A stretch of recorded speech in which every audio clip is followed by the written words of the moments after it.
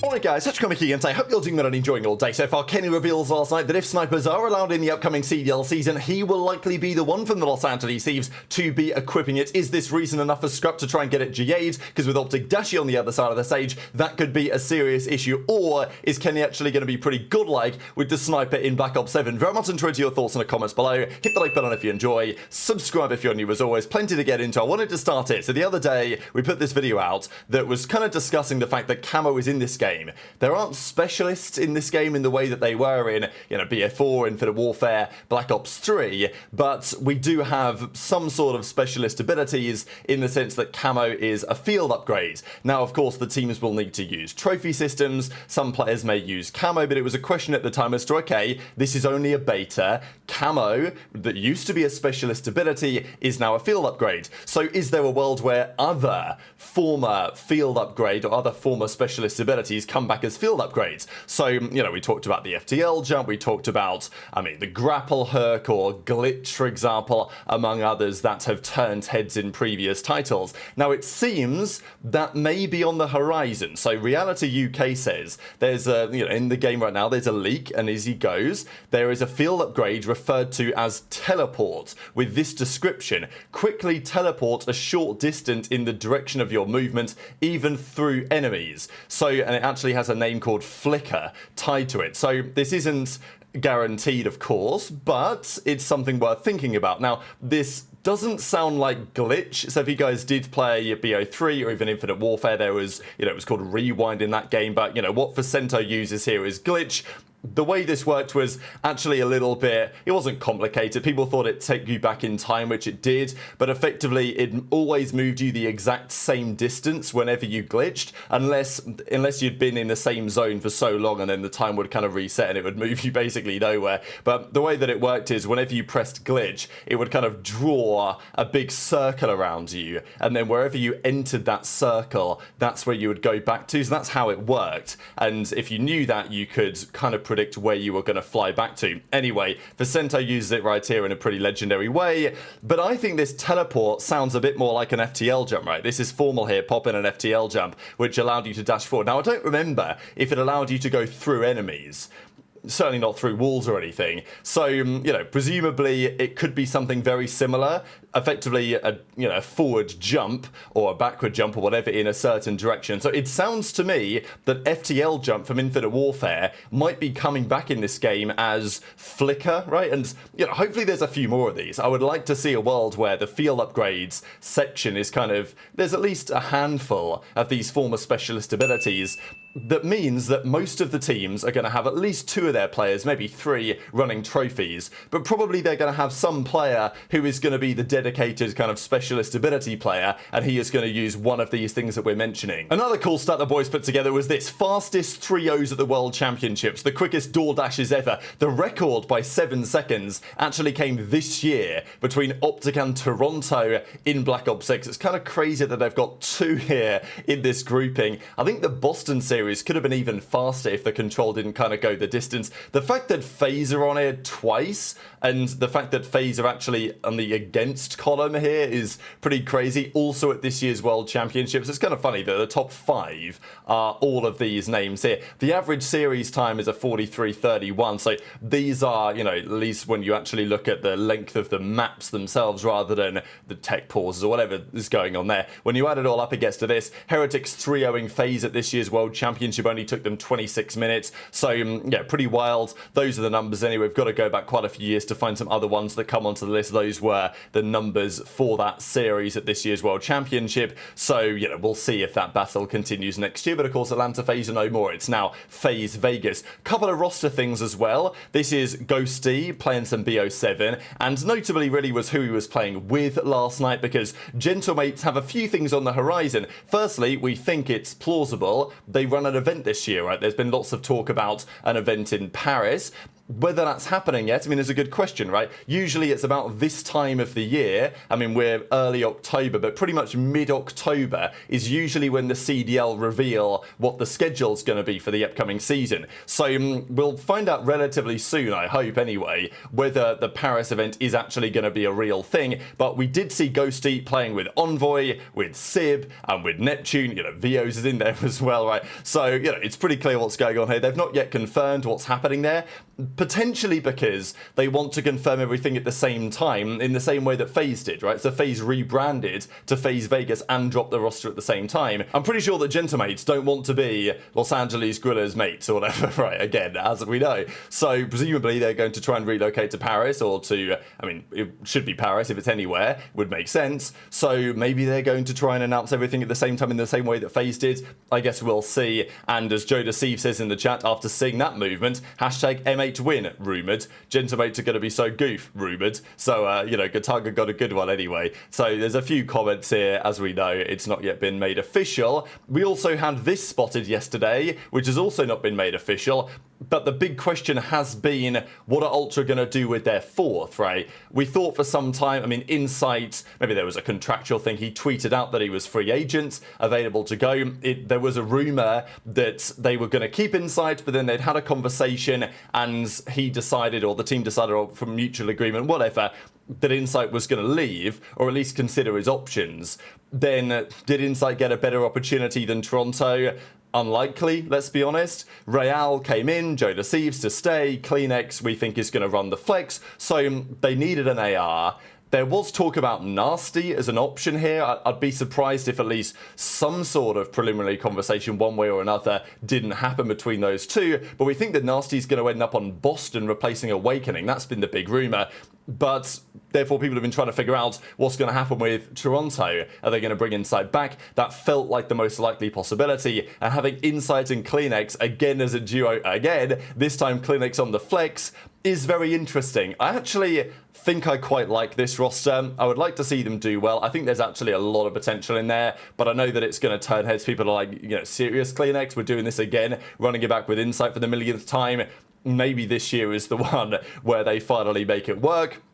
Maybe it's going to take CleanX on the flex to make it happen, but I kind of doubt that we would be seeing all of these guys in a lobby together if Insight wasn't in fact returning to that roster. There's also a clip I will share for you guys in a second of Kismet. He's talking about the Falcons, and he does a pretty good Cellium impression here actually in terms of what their comms are going to be for the upcoming season. This was interesting. I don't think this was COD related at all. I think they're playing in some other tournaments right now, Rainbow Six and stuff with the Falcons, but they changed their bio, Falcons, to Falcons, a pay-to-win team, which is just pretty funny. And yeah, I don't know, people have been giving their perspective on that. But it is pretty clear right now the Falcons' approach here in the esports world. But let's talk about this sniping stuff, because we mentioned it yesterday. Dashy was hitting some pretty nice shots. He's happy with the wall bouncing. He says, wall bounce is so fire, thanks Matt Scronce, because of what Trek have delivered this year. Now, look, how will this be perceived in 6 months' time? Some people like it right now, some people don't like it. We know that games tend to have a bit of a honeymoon period. I certainly think this game is going to be better to watch than many of the recent COD titles, so I'm looking forward to seeing some competitive action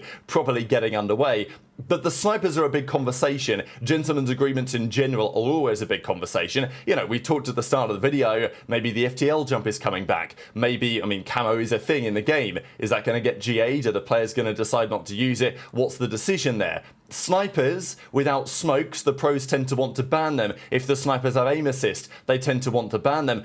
But I also think one of the reasons why the snipers have been better over the last few years, arguably, and have been at the point where pros are on the verge of trying to ban them. I mean, look, let's not forget, World War II, we finally went back to like a proper boots on the ground game after all of those jetpack games. There were so many snipers. If you played USS Texas Search and Destroy, if you go back and watch USS Texas Search and Destroy played in World War II, Red Reserve would run 2 sniper rifles out of the 4 players, and often in to counter it, the other team would use 2 as well. One on the left lane with 0, one on the right lane with Scraps, and that's what they would do. And it was considered to be like, well, if you're going to snipe, I can either snipe you back, or I can run a different route so the sniper isn't relevant, right? That was the decision, and yeah, there were smokes in that game. But the snipers were still very heavily used. I think part of that was because we were back to boots on the ground, where sniping was naturally easier, right? People are flying in the sky. When you've got only one shot to hit, becomes more challenging regardless of the circumstances. So I think in this game, there's an argument that, you know, we're not back to advanced movement precisely, but in effect we kind of are. The wall bouncing is going to be very aggressive. And as a result, I don't think the snipers are going to be as strong naturally just because of the movement that they happen to be up against. So, and yeah, if you could turn aim assist off on the sniper rifles only, I think that would be for the better of the game, and I think that would kind of force the pros into using them. But right now we're not really sure whether they are going to be GA'd or whether they're not. What we do know is there have been some players practicing with them. We've seen Dashy use it a fair bit here in the beta so far, and we've seen Kenny do the same thing last night. So he misses a couple of shots, then he hits a couple of shots, but as he says in this clip, I got to get my sniping down, right? I got to put the work in because the team, it seems, has elected him as the dedicated sniper rifle player for the Los Angeles Thieves. I'm telling you guys, that's going to be our comms. It's going to be me, Exton, and Pred just screaming, "Dead! Oh my god, you're the best. Slam, slam." And the next thing is, got him. Sneaky. Got him. I'm slam. Sneaky. Got him. Got a 4-piece. I got a streak. Full streak out, guys. Got full streaks. I'm on a 15. Slammed.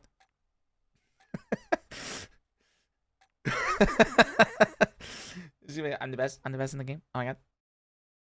Hold on, bro. Let me see it. Mid-cut, 2 mid-cut. Oh my god. I gotta get my sniping down, bro. I'm sniping my team this year. Oh, shit.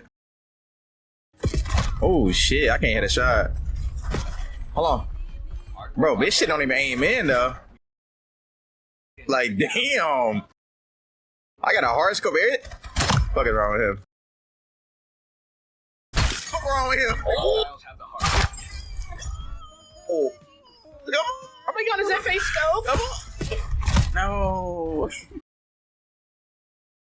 Okay. So is this a good idea for the LA Thieves? You rewind several years back to even, let's say, Black Ops 4, when Dashy was considered maybe the best, one of the best snipers. It was pretty much Dashy and Simp, really. But over the last few years, because Simp has to some extent changed his role, right? We know that Simp over the last few years, he's basically just been planted the bombs and doing whatever it takes for FaZe, which has been, you know, an interesting development, which has surprised, I think, many that Simp's gone down that route. But we know that back in the day, Simp was just an absolute all-out slayer, and he would be the one with the sniper in hand. Now, look, the sniper may be, and has been, certainly since games like Cold War, relatively easy to use, but having a better sniper rifle player than the other guy with, you know, just better ability to hit shots, faster reactions, better flicks and all this, it does give you an advantage, and we've seen it before over the last few years. Now, HyDra could definitely snipe. If HyDra wanted to, he could very much snipe, but I do think that the general feeling is you don't want to put one of your SMGs on the sniper because they're the guys that are going in doing the damage, right? Like, you want aBeZy to go in first, and then HyDra to be right behind him, in theory. If HyDra's got the sniper rifle out, that's not really a possibility. So you want it to be one of your ARs. It's like kind of the ideal scenario, in the same way that Octane would used to run it, and Clayster used to run it, and stuff like this. It's probably better for it to go that way. In 5v5, Simp would use it, and that's fine, 5v5. But when it's 4v4, you kind of want it to be one of your ARs. Scrap doesn't seem to want to use it. I think Scrap could be pretty good with it, but I think it actually kind of makes sense. If Thieves are going to put somebody on it, then maybe Kenny should be the guy to at least think about it.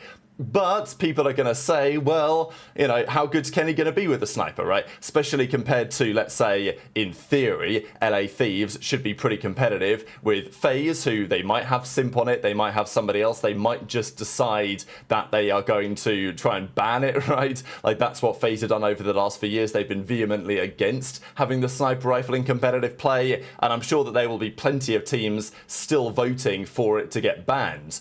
But if you're Thieves, you know that OpTic are on the other side. Dashy certainly wants it in, right? Okay, maybe he has his reservations on how good it might be, but, you know, Dashy's been pretty clear that he's down to have sniper rifles back. And I think understandably so from his perspective, right? I mean, he's phenomenal with the sniper. Why would he not want it back in? But also knowing that Dashy's phenomenal with the sniper, other teams may be less convinced that it's a good idea to have it in, especially if you're, you know, wondering how good Kenny is going to be with it, right? So I think that's kind of the interesting question right now. Intrigued to your thoughts on all of this stuff in the comment section below. Disgusting clip here with the sniper. It is pretty nice in this game. There's no doubt about that. But yeah, intrigued to your thoughts. Speaking of Kenny, just before we close out the video, Brian Stats says, given that Kenny and aBeZy are now teammates together for the first time, they've got the opportunity to become the first two players to compete in their 5th COD Champs Grand Final. This would also mean that if they were to make this year's Champs Grand Final, that would be 8 years apart from his first World Championship final in 2018 to his most recent, and no other player has done that. So yeah, very interesting, we'll see. Of course, for Kenny and aBeZy, both they've made 4 World Championship Grand Finals and won half of them. Not a bad return, but you know, it would be nice for Kenny's. I mean, Kenny's won his last 2, and he lost his first 2, right? 2018, 2019, he made the Grand Finals both year, lost both of them, 1 in 22, 1 in 24. We'll see what Thieves can do next season, but clearly the intention of bringing in Kenny, to some extent, is to give them a roster which is more capable of winning the big ones. So very much enjoyed your thoughts in the comments. Hit the like button if you enjoyed, subscribe if you're new, take care, and I'll see you next time.